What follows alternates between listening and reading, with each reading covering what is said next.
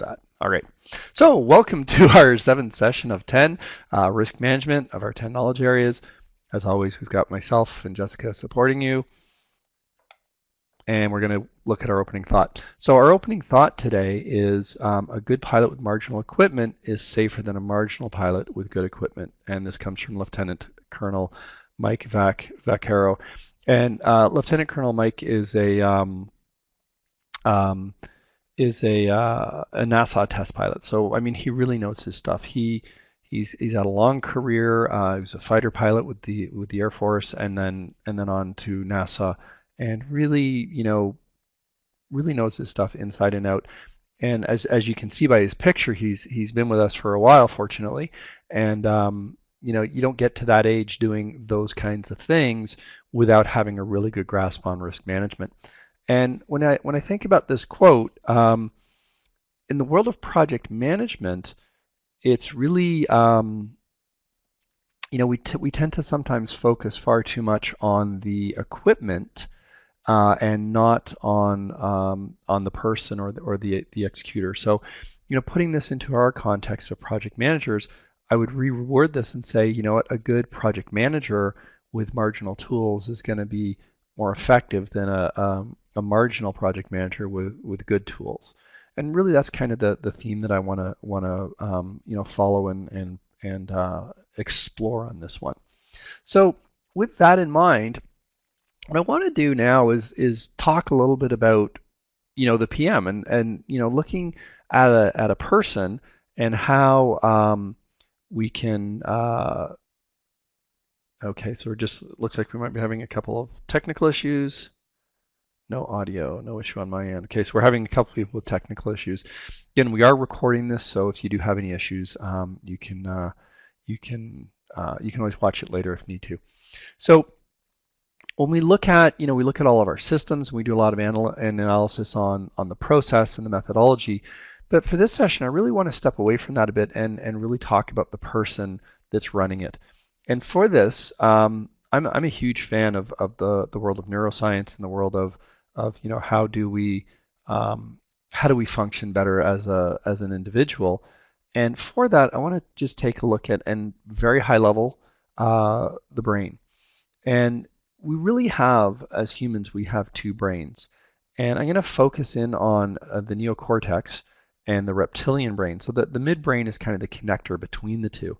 But the neocortex, this is where we think, this is where we talk, this is where we move, this is where we get our motor skills, our coordination. This is also where we create and where we learn. So our neocortex, and that's the piece that wraps around the outside. Now, it's got all those grooves and furrows because basically the neocortex is actually the outer surface. So when we evolved and we needed more space, what happened is we're trying to fit more in. So it's kind of like taking a big blanket that's kind of bigger and then crumpling it up into a smaller thing to fit inside of a container. Now, the other brain that we have is the reptilian brain, which is and that brain is where we react. So our reptilian brain is designed for survival. It is the it covers your autonomic functions. It covers your heartbeat, your respiration. It also covers blinking, right? So blinking is actually an autonomic response. So if you actually poke someone in the eye, they're forced to blink, right? So if you're ever trying to pretend you're not there and someone pokes you in the eye, you will blink. And that's what I want to kind of take a look at today is the concept when our reptilian brain or our amygdala reacts and we're not doing it in a kind of thought out process. So with this in mind, and this actually comes out of Daniel Kahneman's work, and the book is Thinking Fast and Slow. It's a brilliant book.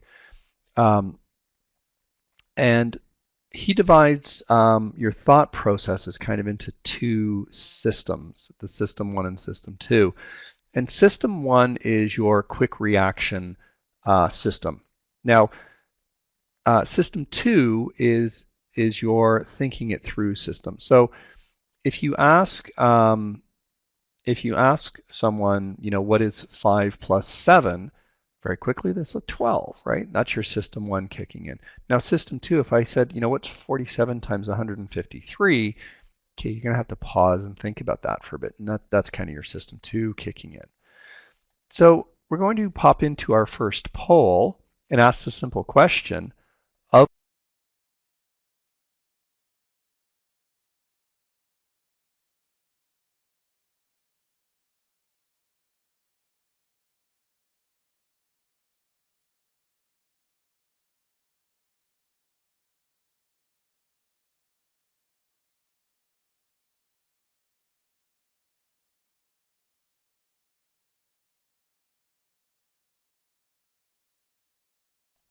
Okay, so we're getting some votes fast and furious. A couple of people voting in the chat box.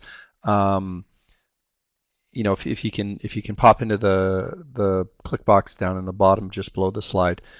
And I see that we are having some technical issues. It sounds like it keeps freezing for a couple people, and apologies. We are recording this. We will be sending out the link afterwards, so hopefully it'll settle itself down. Okay, so I'm just going to end the poll, and we'll show the results. 88.5% said system 1, and then about 11% said system 2, and um,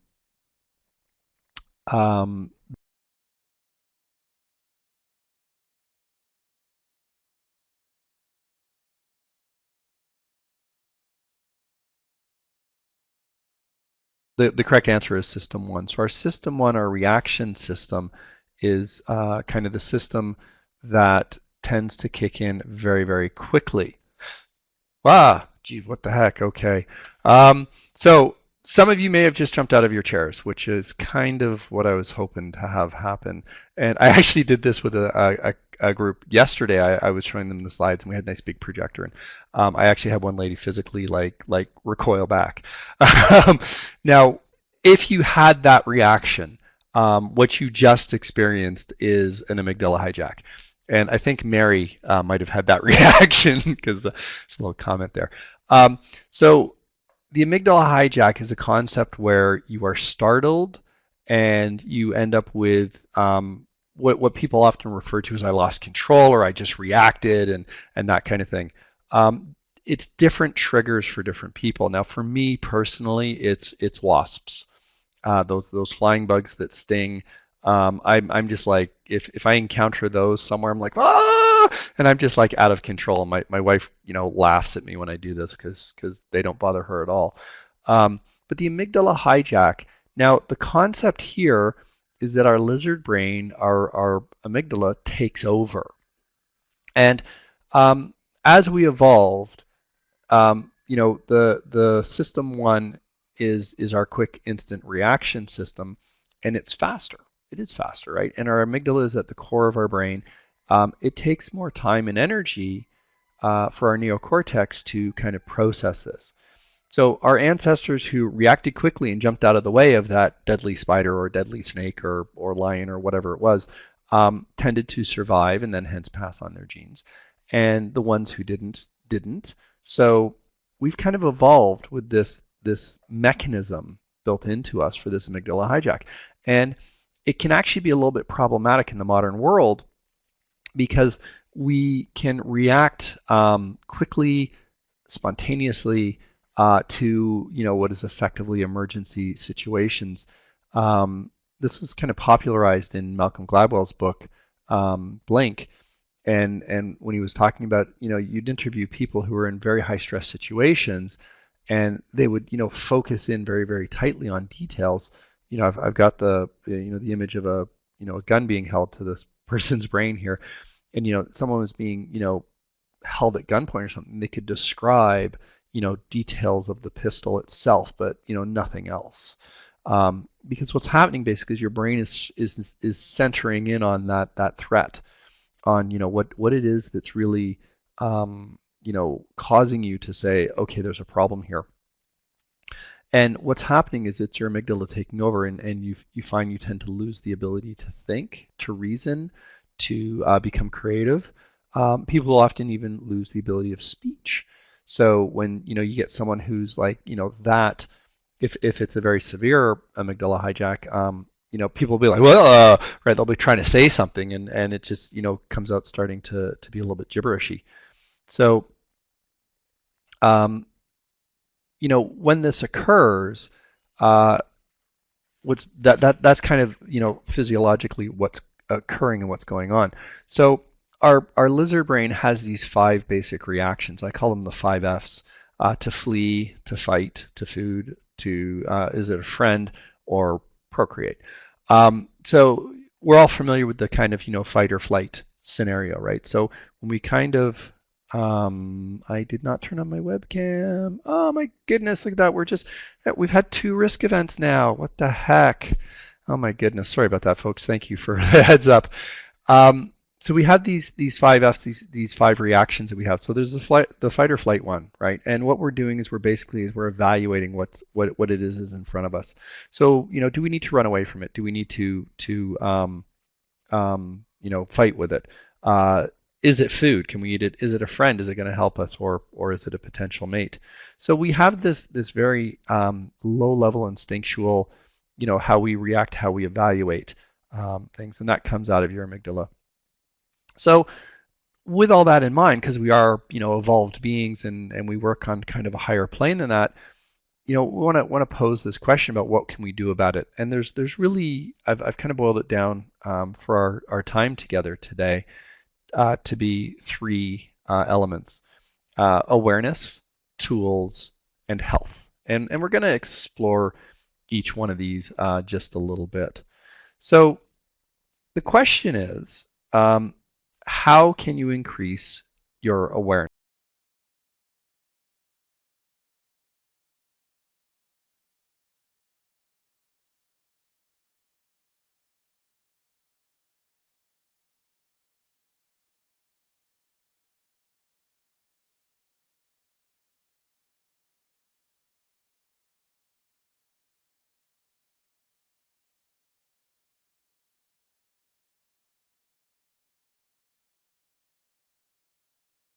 All right, we're getting lots of questions in. It looks like, and sorry, just before we go to the questions, it looks like we're still having some intermittent internet issues. I know one person popped in saying it might be because of the inauguration.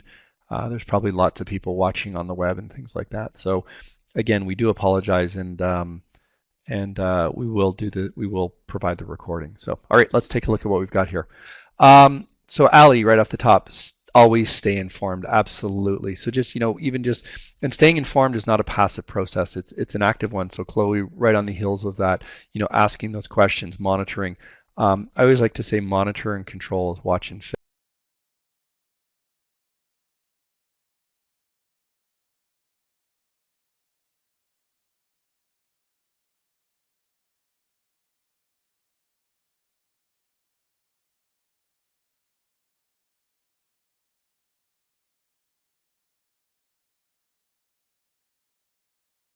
Fix, right? I like this one from Chantel. Focus on mindfulness and our surroundings. That's a good one. We're going to see that pop up a little bit later. Thanks. Wow, that's awesome.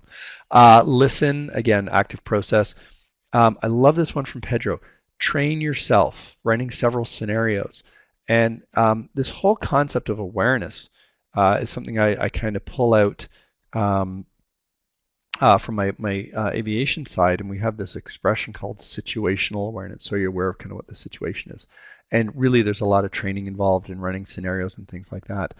Request information, performance data frequently from Ali. Yes, absolutely. Contingency planning, be informed. Contingency planning is an interesting one, Duncan, because contingency planning doesn't necessarily on its own increase our awareness. But having done the contingency plan, then I've thought through the potential issue. Hopefully, you've done a good job of it and included the trigger point. And if you have, which it sounds like you're very aware, then yeah, that absolutely will increase our awareness. Meeting on a regular basis. So again, opening the feedback loops, that kind of stuff. Plan for the unknown. Listen again, popping up. Take a step back, pause, consider the issue. Absolutely. Right? So Sean, not jumping to the gun too quickly. Consider what your triggers may be. So Derek, we talked about the triggers. Listening is popping up again. the call to action, right? Listen, ask questions. And Bridget, I'm loving that you included asking questions with the listening there because we want to make that, kind of a very active process. Be open to other perspectives. Just it is absolutely. There's a lot of this which is attitude, and brainstorm with the team, things like that. From Natasha, being present, being there, that effective planning, that kind of stuff. Okay, so I'm just going to pop back to our main screen here and turn my webcam back on. So yeah, Ali, I do turn the webcam off when we do the question piece because I want you to focus on the question and not me. All right. So we're going to do we're going to watch a quick little video. It's actually a test. And we're going to ask the simple question of how many passes does... This is an awareness test. How many passes does the team in white make? Go!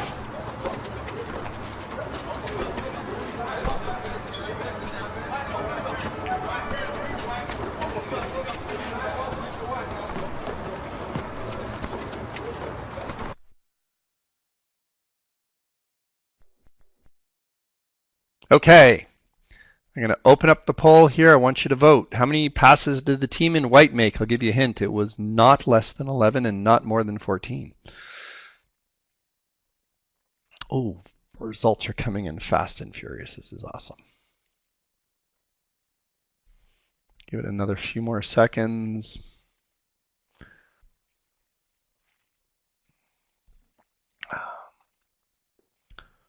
Got over 80 people on the call today, so I want to get some representation from the group. And again, for those of you who are still having issues, apologies, and yeah, sorry. All right, so let's end the poll here. We're going to broadcast the results,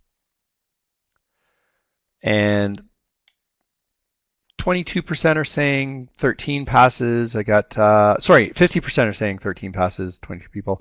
Kind of a distribution from 11. So we got 12, 13 passes. I'm going to play the second half of that video.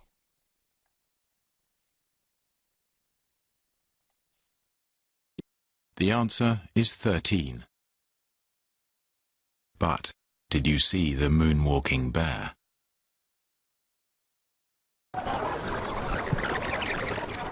Go!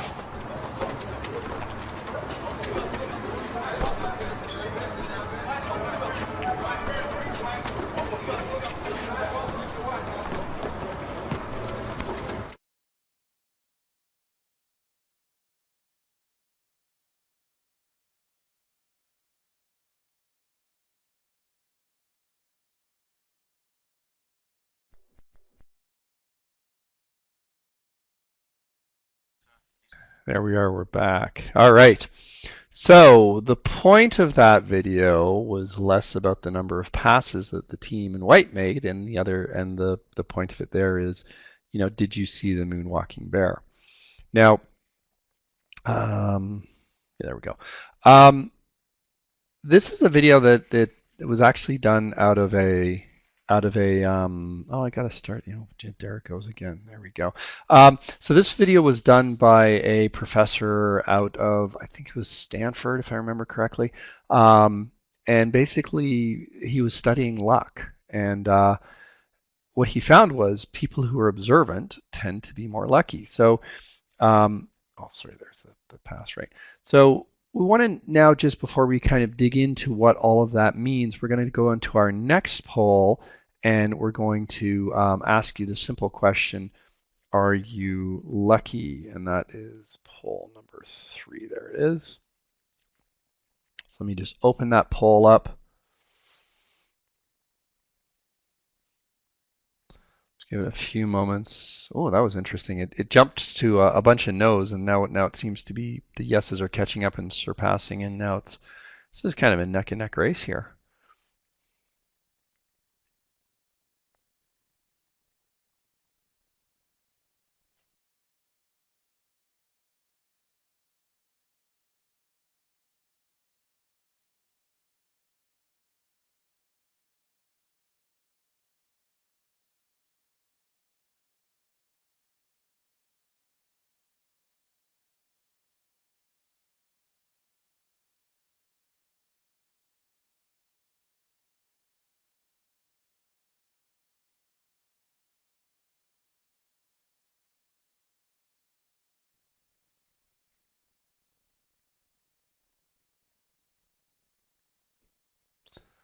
Okay, I'm gonna end the poll. We'll show the results. Now, and this was actually just more out of interest's sake. So we got 62% people saying they're lucky and 37.9 saying no, they're not. Now, the whole idea here is, according to, and I put his name. No, I didn't include his name. I think I forget his name. I apologize. But this professor out of Stanford who did this study, he's actually created what he calls the Luck University, I think, or Luck School, where he can train people to be lucky. And according to his research and his theories, it's about 80% or 90% is how you approach life and the world versus what happens to you, because there's that whole theory of, well, there are some people who are just lucky, and it comes down to awareness. It's directly linked to awareness. So people who are lucky, who are more aware, tend to have greater luck. They tend to notice opportunities better.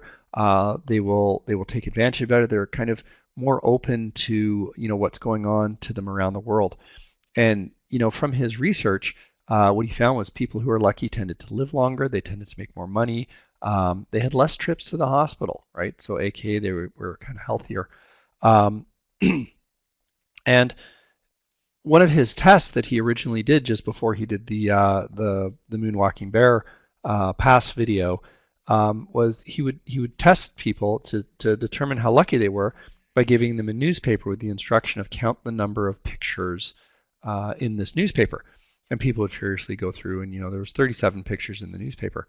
But on the second page of the newspaper, in very large letters, it said, "Stop! There are 37 pictures in this paper.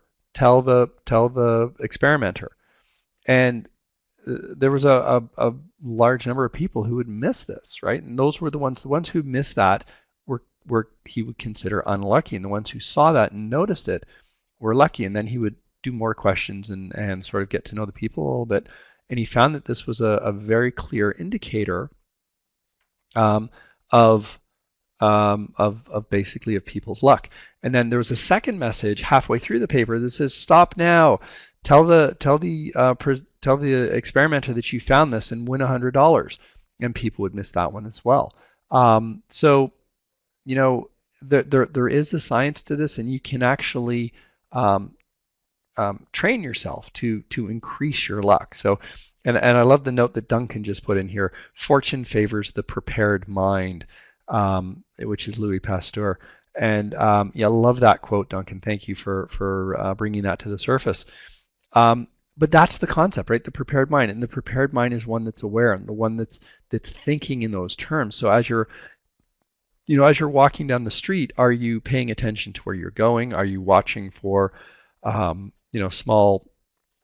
those small indicators and for those things that will help you sort of see things, and then hence pay attention to those opportunities and take advantage of them. So this kind of plays upon the concept of the brain being a self-limiting mechanism, and the concept of division. Now, this was adapted out of Edward de Bono's work, and I apologize, I forgot to put a credit on this one.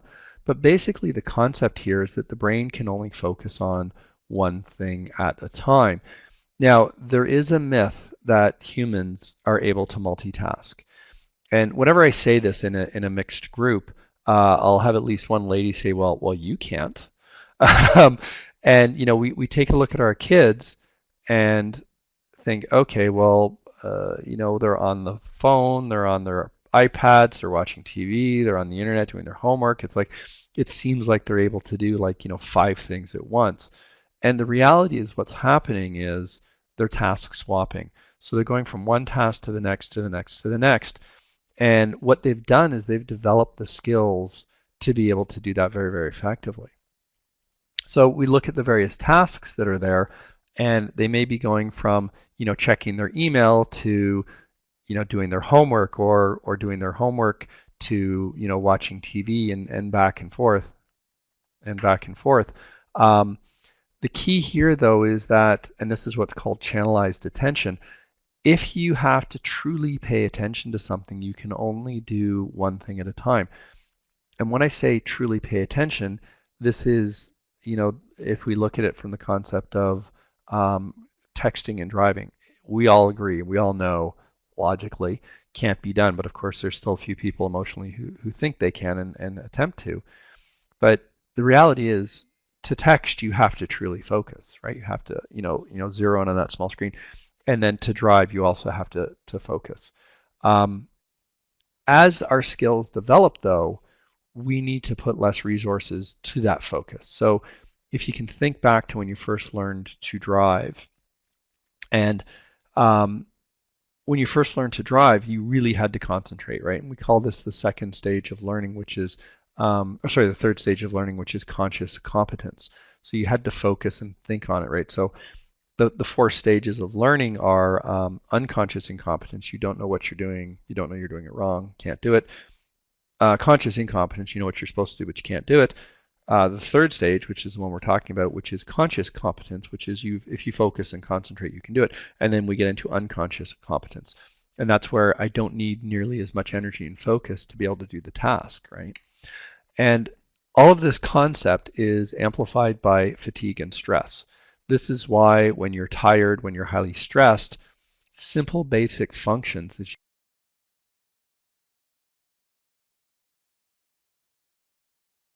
you normally can do in your sleep, figuratively, really become difficult. So hence when you're driving super tired or when you're driving super stressed, things like that. The insurance companies have actually done statistics and found that car accident rates, fatal car accident rates, go up just after major fights, major discussions with your spousal units. So it's one of those things where we lose the ability to multitask, as it were. However, it is reduced by practical skill development. So the more you practice something, the less you have to focus and think, right? And every time we get that new tool or that new system, um, it pushes us back into a lower level of learning, such as conscious competence, where we actually have to think about it.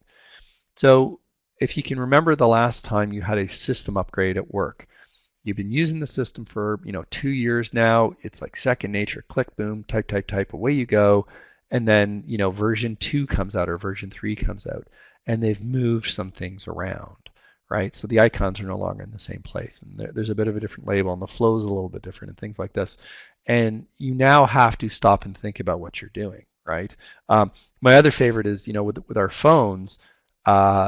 You've got all these icons and all these apps, and then you install a new app and they shuffle, right? And now things are in a different place. And you're like, oh, it takes you a bit to get used to that, right? And that's the practical skill development, right? So when you're tired and fatigued, you lose some of the ability to function easily.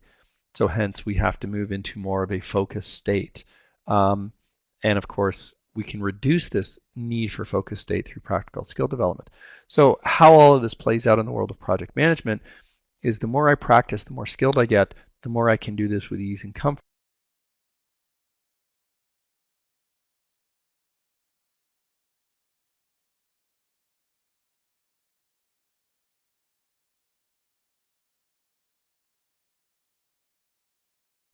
Great. Seeing some answers rolling in very quick. Muriel, you wrote FMA, but I'm not familiar with that.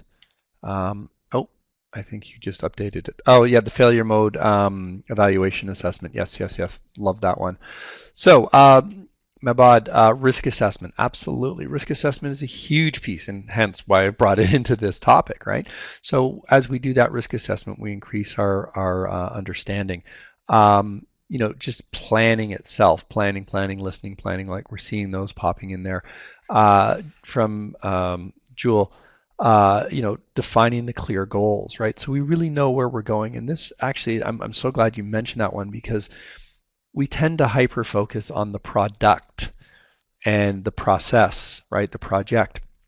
But we don't think about, what's the goal and what's our destination, what direction we're heading. So by, having that clearly defined goal, it helps us stay in alignment with what the objective of the project is, as opposed to getting distracted by some of those details. So risk planning, risk management plan, absolutely. So the planning and the risks, and from Carolina, identifying those risks. Communication management plan from Sean, oh, huge one. Um, we take a look at humans and how we've been able to conquer the planet, and it's through our use of community. How do you take down a woolly mammoth? Well, we're not bigger, faster, stronger, but when we gather together into a tribe, into a team, into a village, we have that, and communication is really what is the glue that kind of holds us all together. Sandra echoing the same thing with other team members, right? So when we get too isolated, right? So when we're not communicating, we're not engaging the rest of the team, we can feel like the entire weight of the world is on us, and we get into that kind of it's all me. That plays on the amygdala hijack piece, because now the pressure is increasing, and we get into those kinds of things. So again, identifying risks, and analyzing risks from Wendy and Lisa there. Risk assessment and reevaluation throughout the project. Natasha, thank you, my dear. Reevaluation, yes. This is not a single one-time thing, right? Your risks are going to change. If you think about a project at the very beginning, we've done our risk assessment. We've identified, we've assessed, we've made plans. As things progress and flow, it's going to change, right? And we're going to have different risks appearing, some going away, some changing their status, all that kind of fun stuff. All right, so looks like Pedro's typing. We'll give him a few seconds. So lots of really good stuff here, and a lot of it is around kind of doing the awareness piece, but actually engaging those tools. So having a good, well thought through plan, leveraging those tools, it can help ground us. Okay, so let's pop back into our main stream here.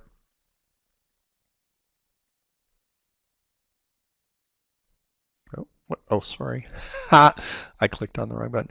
We're just having tons of risk events happening today. I just clicked on the wrong thing. Now, one of the tools that I'm a really big fan of is the Swiss cheese model. And the Swiss cheese model looks like this. I'm going to put a couple of barriers in place. So each of these blue boxes represents a barrier. So we've got the start of the chain of events. We've got the start of the things that are going to end up ending in a risk event. And we put a barrier in place. Now this could be in the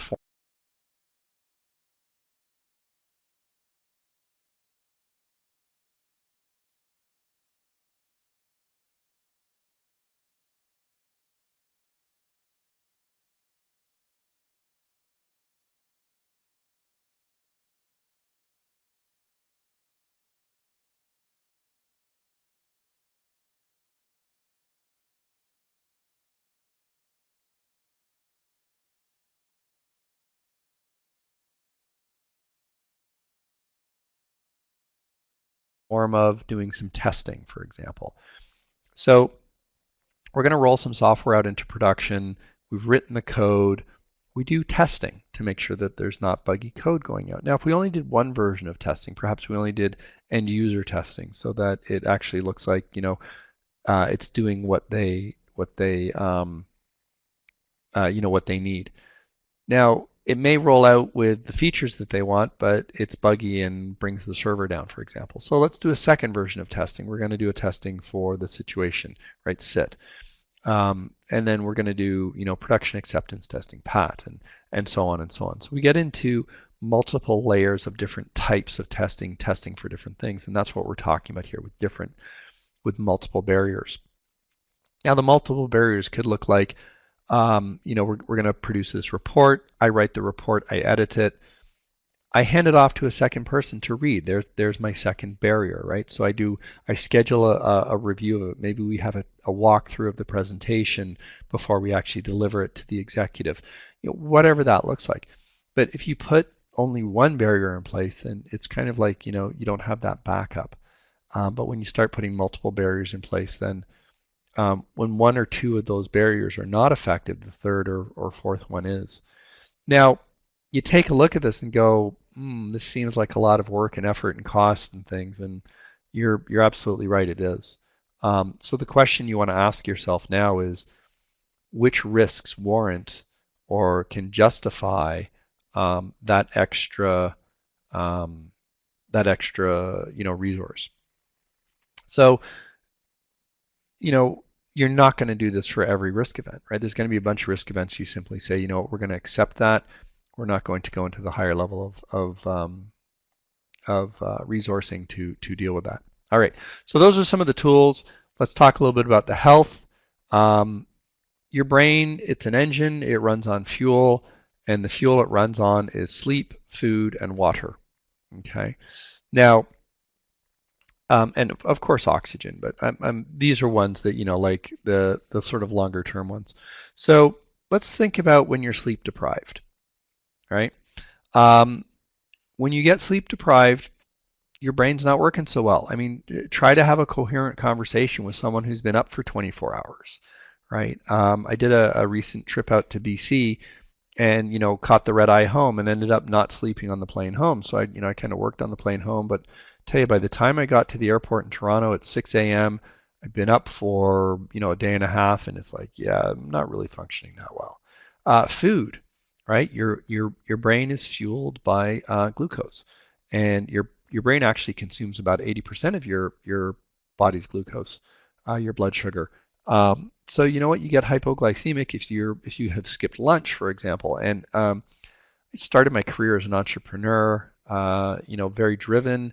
Worked for some very driven people, and it was not uncommon to skip lunch, have a late dinner, that kind of stuff. And I figured it out one day, and so I became absolutely religious about having lunch, breakfast, lunch, dinner. And I was working with this very driven entrepreneur. We'll call him Frank. And Frank asked me to work through lunch one day, and I said to him, happily work through lunch, but we're going to get food. And he was like, okay, fine. So we grabbed some food, we did our work, got our stuff done, and as I worked with Frank more and more, I would not let him skip lunch. And after a couple months of this, he came to me and he thanked me because he said, I used to get these horrible headaches in the afternoon and in the evening. He says, I thought it was just stress of the job. And he says he realized it was because he was skipping lunch. He is now an absolute religious fanatic about eating lunch. He still works through lunch, still very driven, but you need that food. Water's the same way. Now, what's basically happening when you deprive your brain of any of these three fuel elements, it starts to protect the core, and that's your amygdala. Because if your amygdala stops functioning, then your heart stops beating, you stop breathing, you die. Now, if your neocortex stops functioning, it just means you kind of revert a little bit back to our, more Neolithic ancestors. So, you know what? You still stay alive. You're going to start your language centers are going to be compromised. Your ability to perceive and process and think, problem solve, all of those things are going to be compromised. So, you know what? Let's fuel the engine, my friends. Now, I want to pose this question here. Does stress increase or decrease your performance? And yep, poll number 4. Here we go. Okay, so does stress increase or decrease your performance? And of course, you notice there's not a maybe or sometimes. I want you to pick.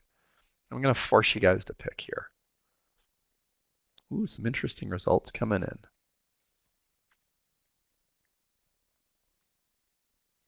Give it a few more moments if everyone can vote. It's a simple one click. Does stress increase or decrease our performance? All right, I'm going to end the poll here. Just broadcast results. This is surprising results, and I think we should have a chat about this. Amy's saying agree both. Cheater. All right. So let's think about this for a second here. Now, yeah, I'm surprised at these results. Okay, so does stress increase or decrease your performance? Stress actually increases your performance, believe it or not. Now, there's a fabulous old expression, which is if you want something done, take it to someone who's busy. And this was actually coined by Lucille Ball. There's a version of that, which is if you want good service at a restaurant, go to a busy restaurant, which seems counterintuitive. Now, what stress does is it does increase your performance. So as you increase stress, you increase performance. And people have often used this as a bit of a tool. As Pedro's just saying, some degree of stress keeps you on your toes. Absolutely. Prolonged stress just decreases your performance. From Muriel, absolutely. Now, it increases your performance to a point. Okay. Yeah, too much is negative. Moderate increases, absolutely, Natasha. You're seeing through my little ruse here. So stress does increase your performance, but increases it to a point. Now, when you get overstressed, your performance starts to decrease. And this is coined Dodson's law. And Dodson was a researcher in 1908 that actually studied this and charted it, increased people's stress, and increased and monitored their performance. What basically happens is when you are bored, your performance goes down, right? So if you've got nothing to do, hence your stress is low, your performance goes down. As stress increases, you rise to the challenge, you increase your performance, and then of course we get to a certain point where it starts to degrade. Now, all of that was great and wonderful, but then I read this book. Yes, Dodson's Law, correct spelling from Will. Yes, I'm pretty sure it's Dodson. Google that, and if it's not right, then just send me an email and I'll follow up with you. I read this book, brilliant book, by the way. Saw JP in a keynote. Performance Under Pressure, or Performing Under Pressure is the book. And what he does is he actually separates pressure and stress, right? And this is based on hundreds of thousands of data points from their research. And what JP and Henry do is they work with top athletes. So they work with Olympic athletes. They work with top coaches, top CEOs, people like that. And when you have pressure, performance is decreased. When you have stress, performance is increased. Now, the formula that creates or that turns stress into pressure is simply this: 3 factors. 1, outcome is uncertain. 2, you feel like you are being judged. And 3, it is important to you. Now, what we can do is we can actually increase or decrease our pressure based on these factors. So we start to think about that and ask the simple question, well, how could I reduce the uncertainty? Well, we've already discussed this and said you can practice it, you can train, you can rehearse. And I noticed someone, Pedro, popped in there. Stress can be transformed into energy. Totally agree. And he said public presentations, right? Many people have this, fear of speaking in public. So here's how we can reduce the uncertainty: practice, right? So think about what an actor, a musician does. They practice, they rehearse, right? And by that, I don't mean sit and read your slides. I mean stand up, walk around, talk. Perhaps get some of your associates to be a test audience, and you can do a dry run. When we used to write training courses with when I worked with Coopers and Lybrand years ago, we would do a dry run within the team to kind of just see how it flows, get a different viewpoint, that kind of thing. So we're reducing the uncertainty. You feel like you're being judged. This can be a very internal thing, right? When you're doing that public presentation, to use Pedro's example, when you're doing that public presentation, you know what? They're looking at your materials. They're not looking at you, right? So you've got to, that internal dialogue, like, they're watching me. Oh, I said that wrong, or I moved the wrong way. And meanwhile, they may be reacting to the material and not, you, right? So kind of, change your perspective a little bit around, feeling judged. Now, if you are doing something where you are truly being judged, such as, competing in an Olympic event or something like that, or perhaps you're just recently got a new accreditation for teaching change management, and I had to send in my teachbacks of me presenting so they could see if I'm good enough. And I am being judged, but you can, as much as possible, sort of put that out of mind. And finally, it is important. Now we need to put that into a context. Right? So you want to be asking yourself, okay, what if I fail at this? What if it doesn't go well? Are people going to die? Am I going to, lose my job? And we get into this self-dialogue where we dial up the amount we're being judged. We dial up the importance of it to levels that are kind of ridiculous, right? So let's dial those down. Let's consciously say, you know what? yeah, this is an important presentation, but it's not going to kill my career. It's not going to make me homeless. It's not going to cause my wife to leave me and my kids to disown me, and all that kind of fun stuff. Just as we move on here, Duncan put in a very good comment here. You perform to the level you practice, which is true. We don't rise to the occasion. We lower to the level of our training and to the level of our practice. And practice does make permanent, right? So it doesn't make perfect, it makes permanent. So whatever you practice is what you're going to do. So to summarize this, awareness. Now with awareness, there's the situation, but there's also self-aware, right? So how are you doing, and what is your situation? And that can also tie in with the health piece, because being more self-aware, I can use that to reduce my pressure, right? Leverage the stress, but I can also use it to identify that, my engine's a little bit low right now. I need to add some fuel, and that may be in the form of some water, maybe in the form of some food, or maybe in the form of some rest. Look at the tools that you have, and this can help reduce the workload, but it can also help focus the workload, right? Because we can get distracted very, very easily. And if you're trying to run, especially a more complex project, and you're trying to just kind of all do it in your head, very easy to get distracted by the squeaky wheel. And then, you're kind of off on that tangent. You've lost the point of the exercise, and so on. So some good stuff there. Now, we have to put this into a PMI context, yeah? So that's what we're here for. So we look at the risk processes. We've got 6 of them. It's a really nice flow. I had a hard time kind of narrowing this down. Here's what I came down to. Risk data quality assessment, which is actually a tool and technique of one of the processes. And then we'll talk a little bit higher level around controlling risk. So risk data quality assessment is around the qualitative analysis piece. And this is very simply asking the question, how good is the data that we're using? And we get into these biases. We have our own personal biases where our first one is shortcuts. And this is our system 1 answering a different question when we really need to be engaging system 2. We get into optimism bias, and that's, I think I'm better than I am, and I think bad things happen to other people. Divorce rate, it's about 50%, sadly, unfortunately. Ask a bride and groom as they're walking down the aisle, how are you guys going to fare? What's your percentage of possibility? And they're saying, not us, 100%. Yeah, sorry. Representativeness heuristic. This is if I can recall something happening in my recent history, if I have an easy recollection of that, it's more likely to occur. This is the scenario when your neighbor gets a diagnosis of cancer, all of a sudden you think you're at a higher risk. You're not. Your risk level hasn't changed, right? And then finally, gambler's fallacy, which is if something happens frequently in the past, it's less likely to happen in the future. And that's actually the opposite. So the more frequently in the past it's happened, the more likely it's happened in the future. So we want to be aware of those, right? And this is one of those kind of awareness pieces. Now, under control risk, and I see we've got just only a few minutes left, so this is going to work out nicely. Under control risk, we need to manage this as an ongoing. It's an ongoing thing. It's a journey, not a destination.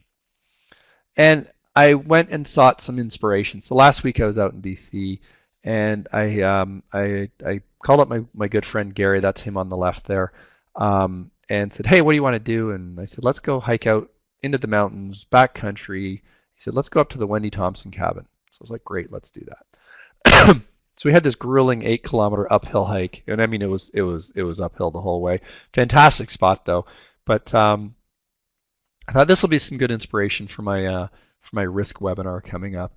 And of course, we passed the sign just as we started. You're entering into avalanche terrain, but had a fantastic couple of days there, and it really did help, and I really did get some good inspiration. So where my inspiration landed, and we are running a little bit short on time here, so I'm going to open this question up real quick here. What makes a good risk culture? And I'll just get people to type in as I chat. But where I landed with all of this is it was risk culture is what I needed to talk about in this webinar. And we've talked about some of the tools, right? We've talked about some of the neuroscience that's there. But then I reflected back, and what happened is over dinner, him and I got chatting, and we were chatting with the other people we just met who were there. And, Gary and I have been through a lot together. I've known him for about 40 years. And, we got chatting and sharing war stories and stuff. And then it occurred to me, and I reflected on that. It's like, okay, that stuff that used to go wrong with me when I was, in that unlucky phase of my life when I had stuff going off the rails, doesn't happen anymore. And then, as we hiked back down the mountain, about halfway down, I turned to him, I said, hey, I got my inspiration. So looking at the things that's coming in here, really good stuff. Openness, honest from Will, Chantel, a team invested in learning and listening. Ali, communication. Eleanor, communication. Chris, to awareness, trust, continuous risk assessment. Listening to your team, being proactive. All really good stuff. This is all really exactly what we're right. From Derek, risk culture is the ability to have an open conversation, right? Really key open conversation with other people and so forth, right? Encouraging that dialogue. Absolutely. Right. So you guys know the stuff. You know what you're talking about. So when I look at that, I look at my early life, and this is the Canadian Yachting Magazine from February 1982, and kind of hard to see, but that guy in the white shirt on the right there in the picture, that's me. And I worked for a company way back then. We imported yachts from Taiwan, and it had a really bad risk culture. And this is where things went wrong. I actually even had to be rescued by the Coast Guard once. Gary was there, by the way. This is where my inspiration came, right? We had a get it done at whatever cost attitude. We had a minimum of equipment. It was all about, maximum profit, minimum equipment, get it done, run, constant rush. There was a punishment for failure. When things went off the rails, you were punished. This was not a good, healthy risk culture. And it showed. Stuff went wrong. Got stuck in the ice one time, spent Christmas on the boat. We actually had to get an icebreaker to bust us out. That was not, oh, actually, I've been rescued twice now then, I guess. Had to call the Coast Guard one time for rescue. Just, I look back on that. I could probably write a book of stuff that went off the rails. But then the stuff stopped going off the rails. And it wasn't until, hiking down from the Wendy Thompson hut in the mountains of BC that it really dawned on me why. And so I kind of had the time to think about it. And here's what was going on. Back in those days, I was mindful. Now I'm mindful. So, as I'm hiking up the mountain, I'm the guy on the left. As I came down, I was, the dog on the right. And it was that amount of time and the very grueling physical labor of climbing up the mountain in knee deep snow. I mean, my second step out of the car once we had the snowshoes on, it's like I sunk up to my butt basically. So it was a good hard slog up, but it was a good healthy thing. And then coming back down, it's like, my mind was much clearer and I was able to sort of think through this, and so hence I was able to get that inspiration. But this is this is what you want to be doing. You want to kind of be, aware of what's going on around you as opposed to being distracted by all the noise. So some key points here as we draw to a close. Awareness is key. And that's a balance of self-awareness, it's a balance of group awareness, it's a balance of situational awareness. So we need to be kind of aware on all of those sides. Create a positive risk culture, right? You are going to have a risk culture, right? Whatever that is. But, be active, be creative. And we saw some good comments on that. Risk management is an active process. It's a continuous process. It's a journey, not a destination.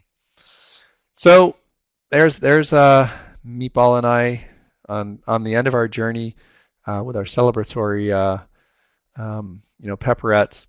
And little note here, just in the bottom of the picture, I don't know if you can really see it, but that's a tracker. It's an avalanche beacon. So yes, there is equipment you do want. We trained on this equipment and we practiced on the equipment. And one of the things, I'm going to give a shout out to the other people at the cabin. They went out while we were making dinner because we arrived late. They went out and practiced doing their avalanche rescues. So they buried a beacon in the snow and then they walked around and used their other beacons to locate it and dig it up. And we had avalanche probes, we had shovels, we had our beacons.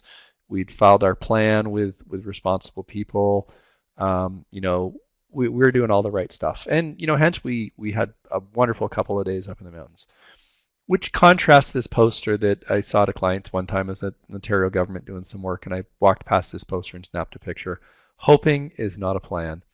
So when you say, we're going to make that plan, you actually make a plan as opposed to just, I hope this will work well, or I just, I'm going to put some extra in the plan, some buffer, some contingency. Let's throw 20% on the budget for stuff. No, it's detailed. And this brings us back to Lieutenant Colonel Mike Vaccaro. Good pilot, marginal equipment. Good pilot thinks it's through, has that plan in place, leverages the equipment they have for sure, right? But getting the good equipment isn't going to make you a good risk manager. So thanks so much. Going to leave it open for a few moments for questions. Pedro, a safety plan is a result of risk assessment. Yes, it is. So when we look at, and if I'm just gonna pop back over to a slide here for a second. If we take a look at basically the PMI processes, the processes, I've gone back too far. Where are they? The processes, there we go. Okay, so the processes include identifying the risk, analyzing the risk, and then responding to the risk, right? So this is what our safety plan is. It's a result of the risk assessment. And accepting a risk is a perfectly valid risk response. And accept a risk is to do nothing. But what we're doing is we're accepting a risk where it makes sense to accept a risk. So if it's a relatively low probability risk, it's a relatively low impact, and or the cost of mitigating that risk is so high, it doesn't make sense.